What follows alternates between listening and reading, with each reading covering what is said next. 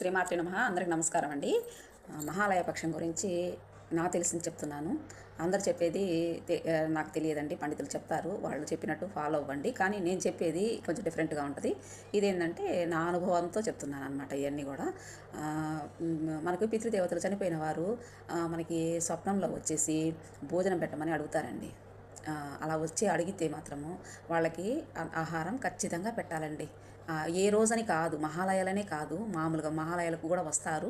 మహాలయాలకు ముందు కూడా చనిపోయాక ఆహారం పెట్టమంటారు. అంటే ఆత్మకి ఆహారం అవసరం అనమాట. మనం పెడితే అంటే ఒక ఎలా చెప్పాలి అంటే, మనం పూజాధికాలు ఎక్కువగా చేస్తూ ఒక మంచి సదుద్దేశంతో ఉన్నవారు ఇంకా ఇలా వాళ్ళు పెడితే సద్గతి కలుగుతుందండి వాళ్ళకి. పుణ్యకర్మలు చేసేవాళ్ళు ఎక్కువగా వాళ్ళు పెడితే వాళ్ళకి చరితార్థం అవుతుంది. పితృదేవతలకి ఇంకా తరిస్తారనమాట. మనం మామూలుగా పెట్టే వాళ్ళు శుచి శుభ్రంగా వాళ్ళు కూడా పెట్టవచ్చు, పెట్టకూడదు కాదు, ఇది తప్పని కాదు. ఇది ఎక్కువగా దోహదపడుతుంది అనమాట పితృదేవతలకి. వాళ్ళ ఆశీర్వాదం మనకు ఉంటుందండి, వాళ్లకు సద్గతి కలుగుతుంది.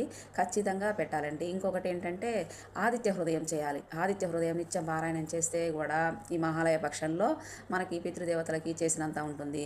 కొంతమందికి ఈ మహాలయాలు చేసుకునే విధానం అనేది ఉండదండి. అయినా కూడా మనం ఇంట్లో ఒక కొంచెం అంత ఏదో మనకు తోచింది ఒక స్వీట్ దేవుడి దగ్గర పెట్టేసి, అంటే అంత పొంగల్ కానీ ఏదైనా ఒక ఆహారం అండి కాకులకి అలా పెట్టడము.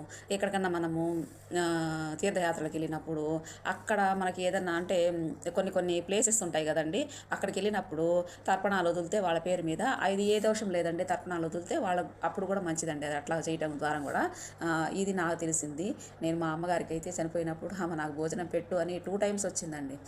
వస్తే నేను ఫస్ట్ నాకు అర్థం కాలేదు. తను నా మీద అలిగి వెళ్ళిపోతున్నట్టుంది. చాలా సన్నగా కనిపించింది ఆవిడ. ఆహారం లేక ఒక ఇదిలో ఉన్నట్టుగా కనిపించింది అనమాట. వెంటనే నేనేం చేశానంటే, మాకు ఆహారం ఎలా పెట్టాలి తనకి, మేము మోటోళ్ళమని మాకు మా ఇంట్లలో చేయరు, నామదారులం కాదు మేము, మా వాళ్ళు. అందుకని చెప్పేసి నేను మాకు సత్సంగంలో ఫుల్ డే ప్రోగ్రామ్ ఉంటుంది కదా మాకు, ఆ ఫుల్ డే ప్రోగ్రామ్కు ఒక పూట భోజనం పెట్టానండి అమ్మ పేరు మీద. ఇక ఆమెకు చేరిపోయిందని కూడా తెలిసిపోయింది కాస్త. ఇదండి, మీరు కూడా ఎవరికైనా కాకికైనా కానీ అంత ఆహారం పెట్టండి. మహాలయాలు లేవని మేము చెయ్యము అని అనుకోవద్దు. మీరు తప్పకుండా చేసుకోండి. ఈ విధంగా కూడా చేసుకోవచ్చు. మనసు ఉంటే మార్గం ఉంటుంది అంటారు కదా, వాళ్ళ ఆశీర్వాదం అయితే ఖచ్చితంగా మనకి ఉండాలండి. వాళ్ళు ఆశీర్వదిస్తే వంశవృద్ధి కలుగుతుంది అంటారు. బాయ్ అండి. Thank you for watching.